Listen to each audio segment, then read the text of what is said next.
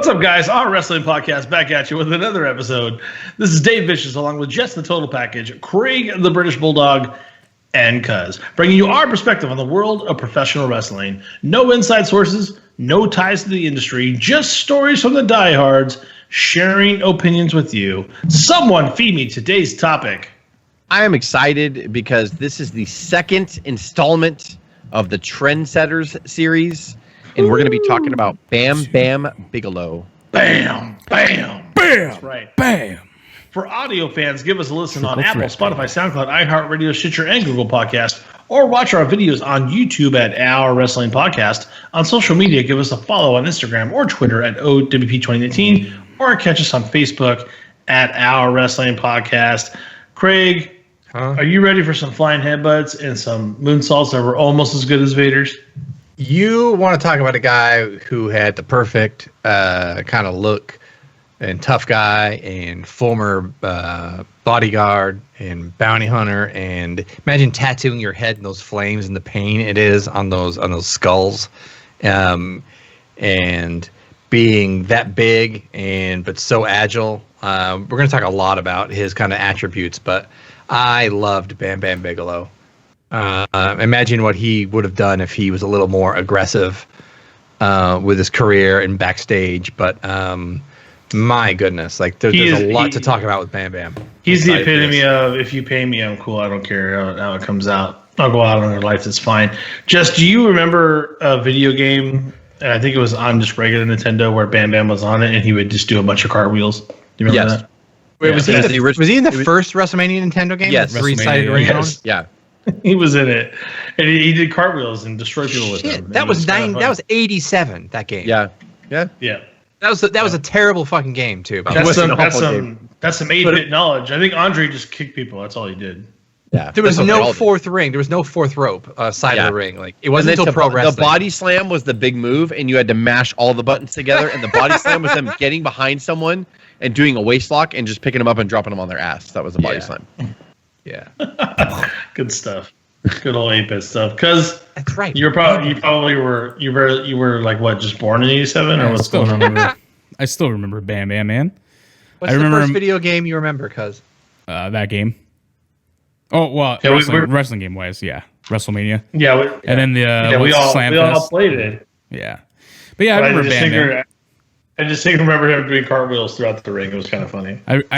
Bam Bam for me, I remember him in the days where standing right behind Craig, and then ECW.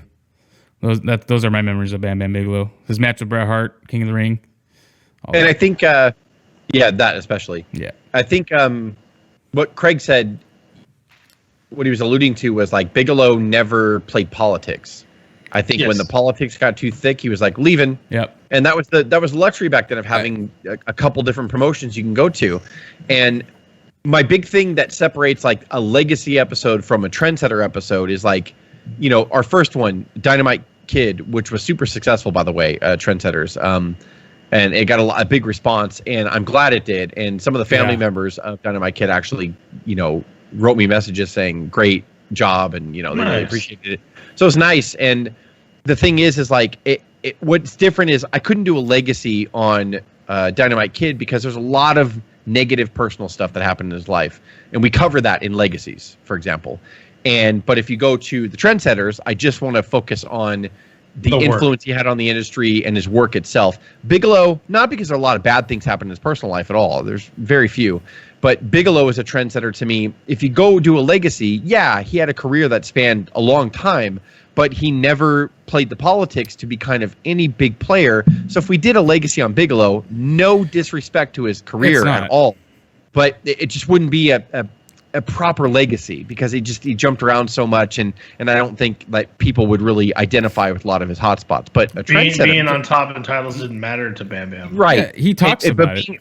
Being part of the Trendsetter episode, like I think this is a perfect kind of structure to highlight and to pay respects to Bam Bam Bigelow's career. And he talks about it before about the politics, about with Scott Hall and Nash and them, and the issues with that because he wouldn't play politics with that. Yeah, the click basically forced him out. Yeah, exactly. Right. And I think the Trendsetters, it's a fucking. I still think. But they respected him so much before that because they knew he could. Yeah, exactly. And they knew they're like, yeah, Bam Bam doesn't like us, but Bam Bam can fucking go. Yeah, like, they were scared of him. Yeah. Quite Because frankly, he was the good. quick was He was a scary big Bam man. Bam. They tiptoed around Bigelow for sure. Yeah. Yeah, absolutely. And if you remember anything about Bam Bam, remember that he was trusted with main eventing a WrestleMania.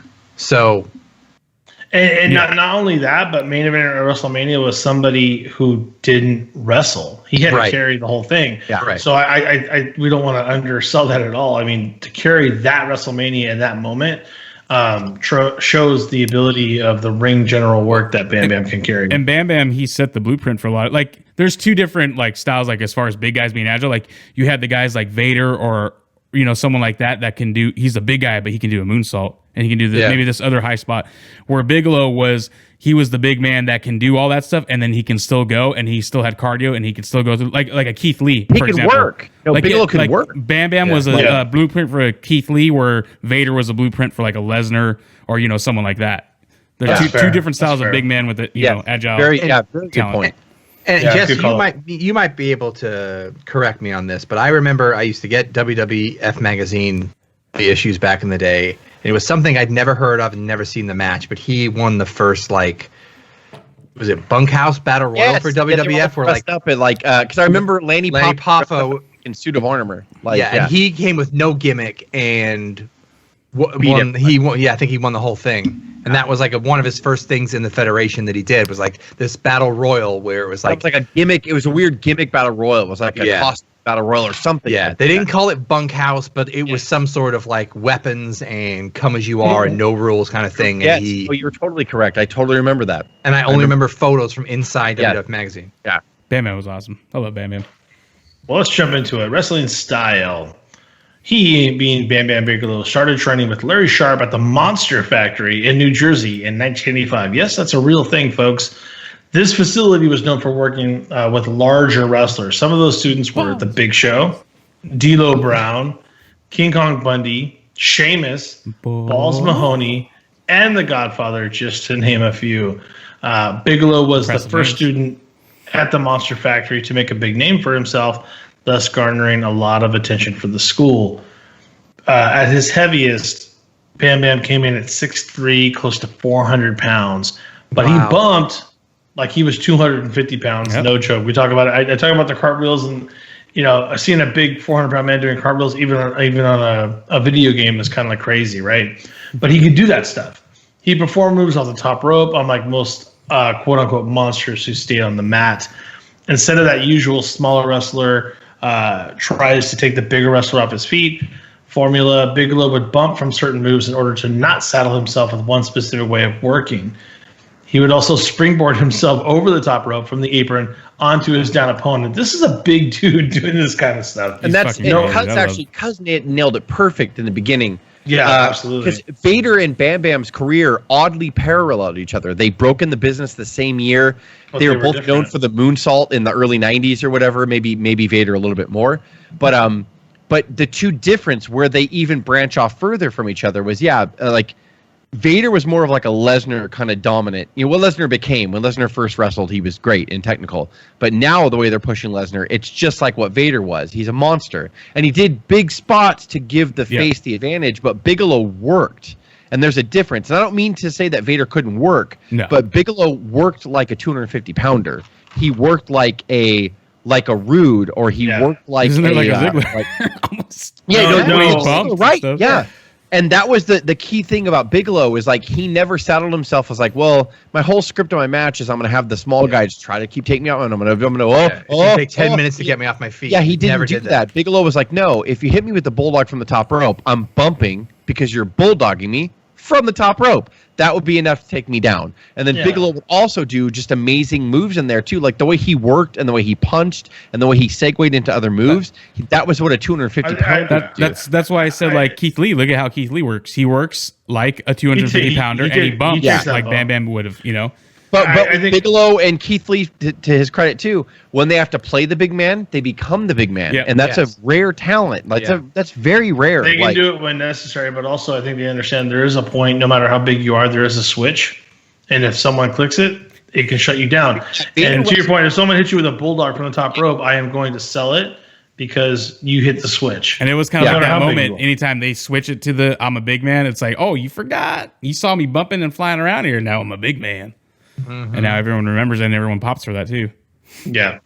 Entering into the WWF in 1987, fans were immediately attracted to Bam Bam's style.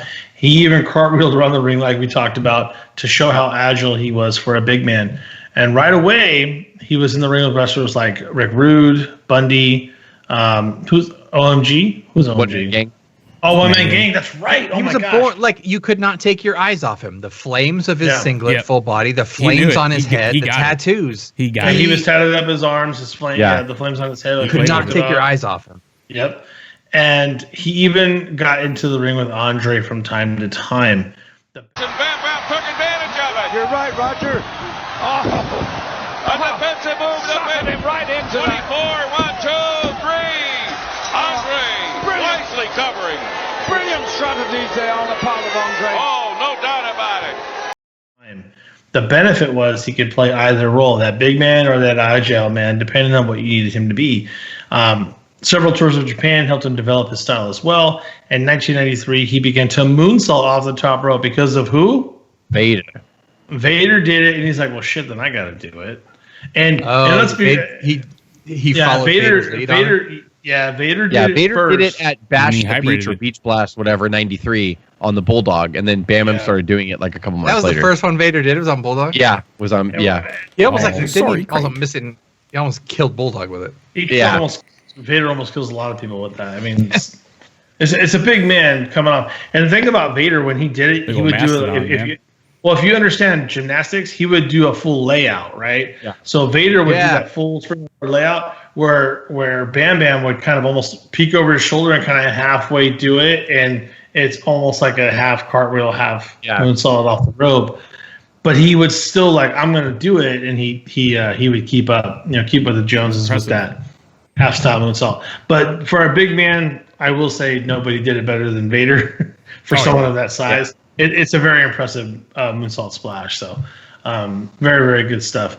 Up until his untimely death in 2007, Bigelow's style influenced many bigger wrestlers. Name a few, Jess. What are we talking about? Who are the other ones? anybody that you see. Keith Lee, right? Anyway, Keith Lee, that was a great call out by Cuz. But anybody Hugh that you Morris. see- Hugh Morris. yeah, That's you're another right, great yeah. one. There's a lot of guys that You're were actually kind of right like about that. They weren't like Andre or One Man Gang or Bundy size even, but they were kind of like in the middle. Yeah. Hugh Morris is a great example of somebody who was noticeably bigger than his opponents, but decided to work. And I don't mean that, again, to disparage Vader or anybody like that or Bundy or anybody, because they all knew what they were going to do. But Bigelow was like the first guy to come in and be almost their size, pretty damn close. But decide, no, I'm gonna work their style. Like if I have to work with a guy that's smaller than me, I need to make sure that I'll knock him over with a shoulder block because I'm 350 pounds. But if he gets me with his high impact move, I'm going off my feet. Andre never bumped like that. Bundy never bumped like that.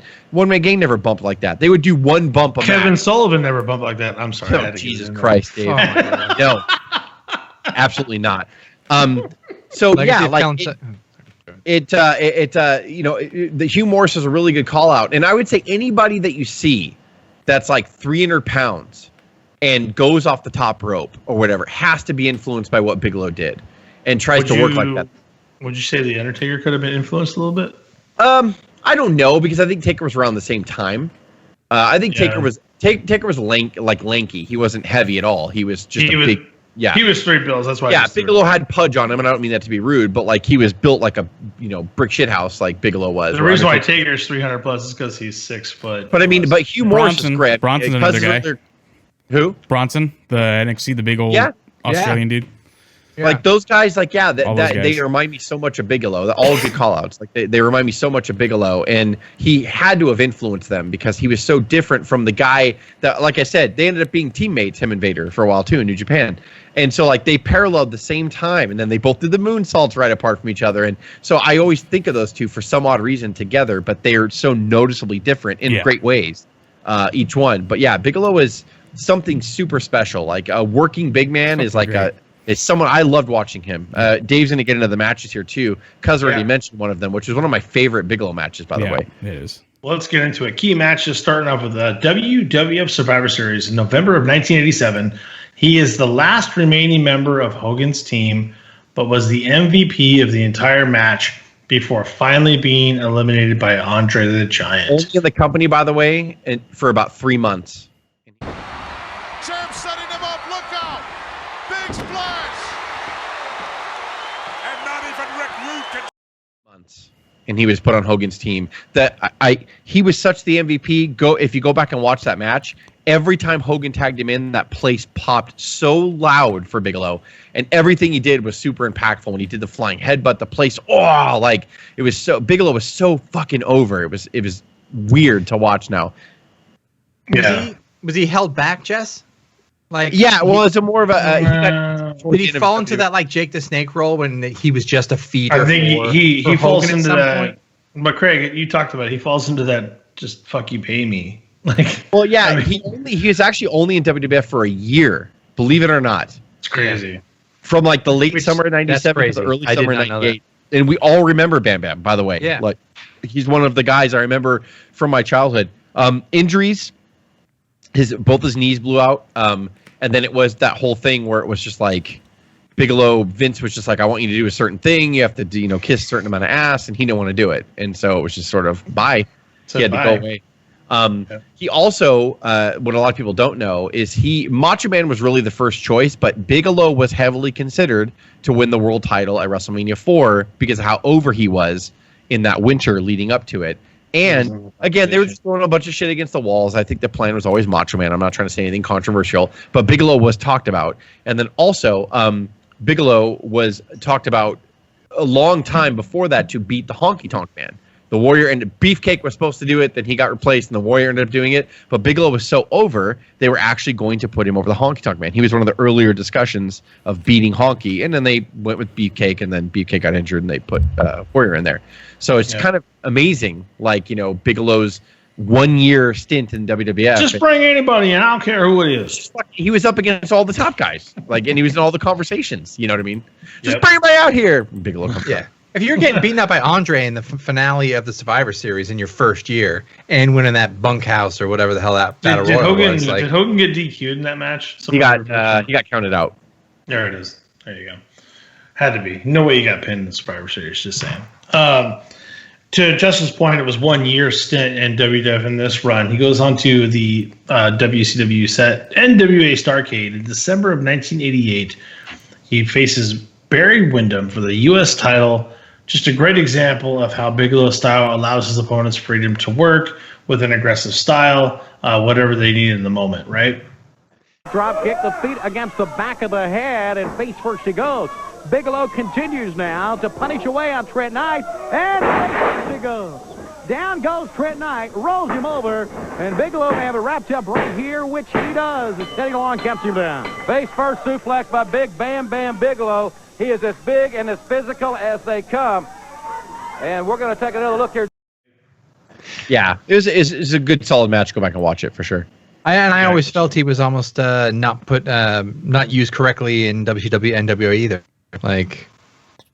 No, I think it's because even worse. In fact, I really believe that Bigelow was kind of like, I'm not playing any politics at all. I just want you to, book me right or fucking let me go. Yeah. And I think to be that A+ tier, you need to be completely invested. They need to trust you with. Yeah, and whatever. then right away, he gets in NWA, WCW, and they're like, U.S. title, Barry Windham. Okay, that's how valued he was. You can do anything. Yeah. I mean, even to come into this match in 1993 for the King of the Ring finals against Bret Hart, that's showing a lot of.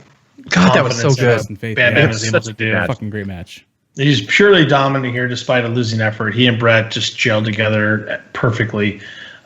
Great match. I mean, I can't think of too many people that Bam Bam didn't gel with.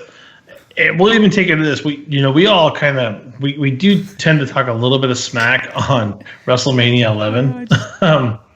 WrestleMania 11, and it's Bam Bam in the main event against a non-wrestler, quite frankly. That non-wrestler is Lawrence Taylor, who is a Hall of Fame NFL player. This is easily Bam Bam's biggest match ever. He's asked to carry a main event match in a tough time in WWE. And that main event money against someone who, quite frankly, had probably had a month's worth of wrestling training, if we're being real about it, about hitting those high spots. And if Bam Bam didn't have the style of versatility that he did, there's no way he could have carried LT through a match. It's Taylor, ladies and gentlemen, on the rope, and he caught him. Uncover. Get in there, DiBiase. He got it. I cannot believe it. Through a match, and it leads you into the idea that Bam Bam can control a lot more in the ring than anybody ever thought. If you're carrying LT, what? You know? Like to this day, for Bam Bam's not in the Hall of Fame, right? No. I don't think he is. How is he not? That is crazy. Yeah, I really right. don't believe he is. And on top of that, how the fuck does nobody ever talk about that he main evented a WrestleMania with a non-wrestler and did so good? Really good. Like, It was the best he part. I carried it remember like that match. anybody else would. Like The reason I laugh when Dave was just Ring speaking general. is I played the clip in my head of his push to Lawrence Taylor when Lawrence Taylor kind of looked around, Yeah. and Bam Bam gives him the biggest shove, like to start like to off the at whole Royal thing. Rumble that year. Yeah, it was Yeah. Royal Rumble that year. he's like, Awesome. yeah, this guy should. Maybe it's because WrestleMania 11 was such a lump of shit. Yeah. Yes. That's why. They don't want to He But I remember. mean, like, yeah, he was the diamond in that lump of fucking But if you're gonna bullshit. watch two matches from that show, it's Diesel and Michaels, and yeah. LT and Bam Bam. Like really, like Great match. they delivered, even being put on last. Bigelow, like who was never like a world title guy, like Made him got close, but I'm afraid because we don't have them listed here. Maybe we'll get into it towards the end. But I'm afraid to ask for his title accolades. I don't know if he has much of any. no, he doesn't. No. Sadly, no. New It's Japan, maybe insane. tag stuff. And, Well, in the next promotion, But, yeah. he was. Yeah, Oh, it's Cuz will try that vote. yeah. There you go. But even I mean WrestleMania and Lawrence Taylor blew up in Yeah. that match like early, like and Well, still, like, Lawrence Taylor was purely a third down guy. I mean, let's be real. the coke breaking with an Whoa. admitted coke problem. breaking femurs off quarterbacks. I mean, it's all good. But still, let's just jump ahead because that's just sad. LT blowing up. ECW living dangerously. In March of 1998, he faces Taz for the ECW television title. This is the match where Taz jumped on Bigelow's back and attempted to choke him out. Bam Bam fell backwards, and they both crashed through the ring canvas. Taz is going for the count behind Jermaine. He's going for the count behind Jermaine. He's got it. He's got it locked on. Bam Bam's tapping. Bam Bam Bigelow is tapping. Jonathan again.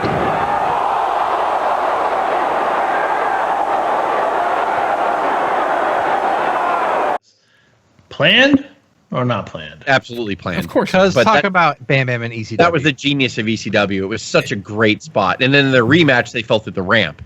Yeah. But he actually won. This was in New Jersey. This event, Living and dangerously, he won yep. the TV title from Taz here, and that was a big deal. Like Cuz said, it's so funny. The other two promotions, not any titles except I think he won the hardcore title in WCW. Yeah. Towards the end there, but like ECW like treated him perfect. Like he was such a He great shined. fit.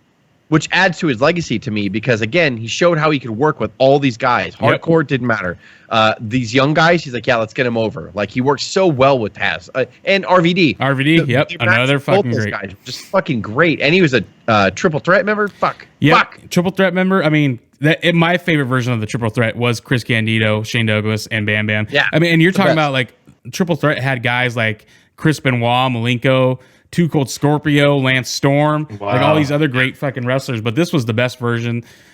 This match at Living Dangerously with Taz was a good match, and he won this one. And then Heat Wave is when they fell through the ramp and Taz won that match. Another good match though. But Bam Bam, man, like this is the example right here.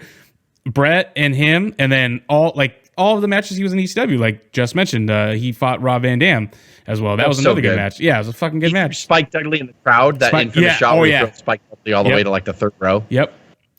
So fucking Bam Bam, man. ECW, that's one of my favorite times of remembering Bam Bam, other than like I mentioned, or like we talked about the Bret Hart match and Bam Bam and those years of the WWF for him. Yeah. This and ECW. That and ECW. Fucking great. The last high profile match of Bigelow's career was at WCW Super Bowl 9 in February of 1999 versus Goldberg. So that's really from there. It just kind of goes indie runs. I do not remember that. Did Did he have could he pull a decent match with Goldberg? I do not remember. It was a decent, passable match. Absolutely. Is he going to be able to get Bigelow up? He's got him up in the air. There's the jackhammer. Referee Patrick, can he count? 2, 3. Got it. Hey, Page has got that chair again. Steel chair in the back of Goldberg from Diamond Dallas Page. He's got the victory tonight. Absolutely. It was forced, unfortunately. But again, right when he came back at the end of '98, they're like, go with Goldberg. Something about Bigelow where they knew he was a big guy, but he could work.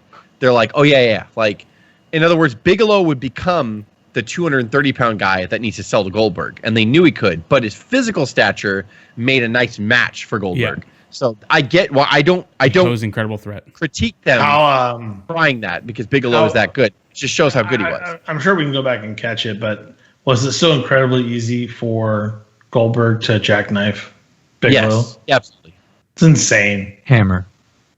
I'm sorry, jackhammer. My bad. I said jackknife. Huh? He was freakishly strong. Goldberg was. He was very strong. Yeah, it's insane. I don't have to get too far off the rails, but I just, if you can put Bigelow up that way, just hold him. That's pretty impressive. Yeah, and I'm sure Bigelow could sell it and of course, straighten out to take care of it. Yeah. I bet he made him $1 million and he jumped up Goldberg. off his farm. I hate Goldberg. Whoa. Thanks, Bigelow, for making me $1 million or something. Not as much of Vince Russo. But. Yeah. Whoa. Overall, Bigelow should be remembered as one of the few agile big men who can actually work with different styles and complement that opponent. He was also featured by all big promotions towards the top of the card. Any wrestler over 300 pounds that you see doing a flip or a high-risk maneuver from the top rope was unquestionably influenced by somebody like Bam Bam Bigelow. His appearance was ahead of his time in the late 80s. Now it's common for wrestlers to have several tattoos that don't affect their characters. When you look at the people that were headlining around the time, you think of a Sting or a Flair, Luger, Hogan. Yeah, nobody was sporting tattoos back then. If anybody had tattoos back then, it was like give him a biker gimmick or give him a whatever because he had tattoos. One-man gang. Jess. Bigelow, I mean, they just did the flames because he had flames on his head, but like he had tattoos on his arms. Like it didn't really affect his character. Like he was ahead of his time back then. Like he looked amazing because he had the flame suit, which was cool. Then he had the flames on his head, which of course I get that, but that wasn't his gimmick. He wasn't like the Flame Man, Bam Bam Bigelow. He was just Bam Bam Bigelow. They didn't even try to make it a part of his character, which was my point. Like, is that, but back then, anybody else that would have tons of tattoos, well, let's put a biker gimmick on you, or let's do this, or whatever. You're going to be some dirty, heel or whatever, because everybody's dirty that has tattoos. But Bigelow, they were just like, oh, let's put flames on him. He's a fucking fireball. But they didn't reference that at all. Like, Vince of all people would have been like, you're the fireball, Bam Bam Bigelow. How do you like that? Like, they didn't even do it with him. Like, so he was so ahead of his time, even with his appearance. How old was Bam Bam when that fire was extinguished? I believe he's like 40. He wasn't that old. Maybe a little older. I think he was a little older. I think he was like 44 or something like that. It was. I'm guessing, but. And then what's interesting about that is he actually suffered some like third-degree burns saving a little girl or saving some people from a fire, which kind of led to his kind of downfall, right? Or like. Yeah, after that, like he got bad after that. Yeah, I forgot about that. What about I believe it was heart failure that he passed away from. I'm pretty sure. What about Doink and Bam Bam? I mean, stop it. Why do you have to sit on his legacy right now? No. What happened with Doink and Bam? What happened with Doink and Bam? Doink and Dink and all that stuff. Nothing. I mean, it was all. Was it bad? As a kid, I still remember that a lot about that with Bam Bam. I mean, did Doink just try to mess with him with his little tiny doinks? And then they feuded for a bit. Yeah, they had a little feud. I mean, it's like I imagine Doink and Bam Bam by itself with Steve Kerr. Well, I just imagine Matt Bourne. Matt Bourne wasn't the guy here. Matt Bourne. I just imagine that's why Bam Bam was like, gotta go. Which right? If it was Matt Bourne and Bigelow, that would have been probably gold. Fucking great. Yeah. So who was second Doink? Who was post? I fucking can't remember his name. He did an admirable job. He really did. But that's he was where they did the Dink, right? Yeah, the new Doink after Bourne left the character, they brought in Dink and Doink and Poink and Joink. But Skinner wasn't Doink, the second Doink. Skinner was. He was the second Doink. Yes. You got it was Steve Kern. No, it wasn't. Pulled that out of nowhere. It was Matt Bourne. Yeah. And when they did the two Doinks at WrestleMania, it was Steve Kern as the twin. But Steve Kern also filled in for Matt Bourne when he was having his demons. O.W.P.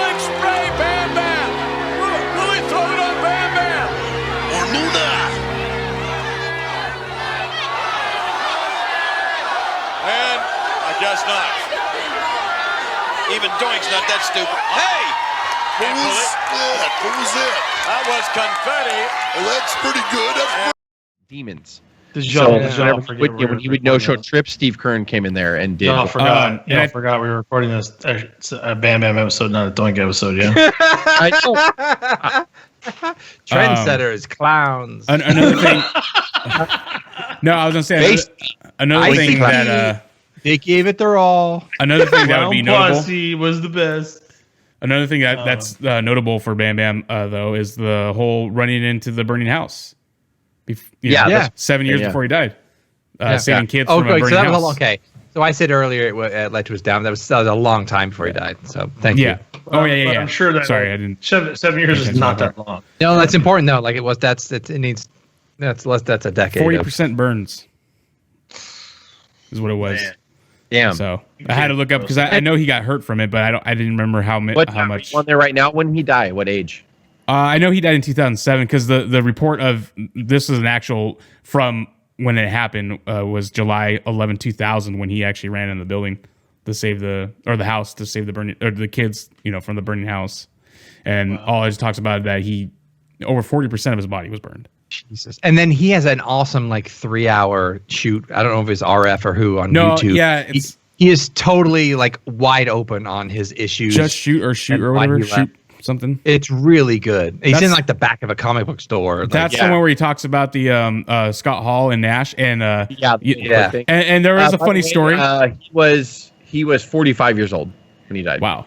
Yeah, 45 years old. Okay, so our age. 3 of us, 4 are almost there. And I think another I hate to say it, multiple drugs found in the system, including toxic levels of cocaine. Didn't remember that. Wow. Anti-anxiety drugs found as benzos. Hold on. He's got a funny story about the Bret Hart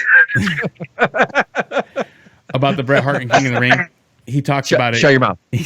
Shut. No feedback. I actually remember that. I didn't remember. Let's talk about clowns for 20 minutes when we can't talk about his actual.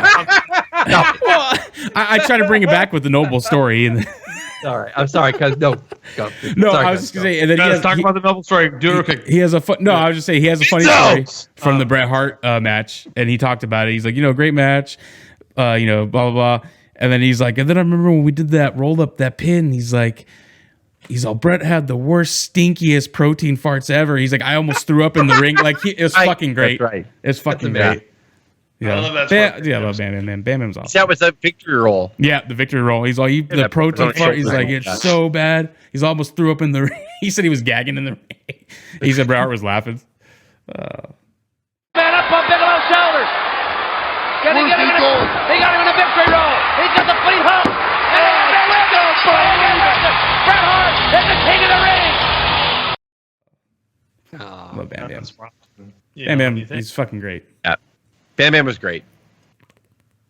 I love you. Dave, anything else you want to shit on Bam Bam about? Yeah. Benzos. Do you want to talk about Doink for longer, Dave, or what? I brought him up for a minute. I remember that as a kid, though. It sticks in my head. Some people, that is their memories, That's the early Raw. But it's nostalgia. Yeah, exactly. When you get mugged, and Jerry Lawler was involved with that jumped too. in the street because that etches in your mind too. Doesn't mean it was good. What happened? Wait, what? What? Huh? No, what were you trying to make the comparison to? If you ever get mugged, that's going to etch in your brain too. Doesn't mean it's good. No. Oh yeah. But it's still bringing totally it etched in my brain. As a kid, this is pro wrestling, pal. Yeah. Kids, everything's nostalgia, right? Nostalgic. When it comes to these times. Now, thanks a lot. It wasn't. You're blocked out. Yeah. Something ballroom. You're into some drugs. You were dressed like Doink. Yeah, that's exactly. Benzos, Dave. You might as well been. Might need one after Wasn't this. the real joint. For audio fans, give us a listen on Apple, Spotify. Fans are going to yell at me if I don't find out the raw. Edit it out if you don't like it, or watch our videos on YouTube at our podcast. Your YouTube. Social media. Give us a follow on Instagram or Twitter at O.W.P 2019, or catch us on Facebook at Our Wrestling Podcast. Your brain has the. You're the podcast. On it. This is Dave. Manhattan Center. Jess. You're Dave. Manhattan Center. Thank you. We can close now. O.W.P signing off. Have a good one. You have a good one. You're not a good one. Not chill. Benzo.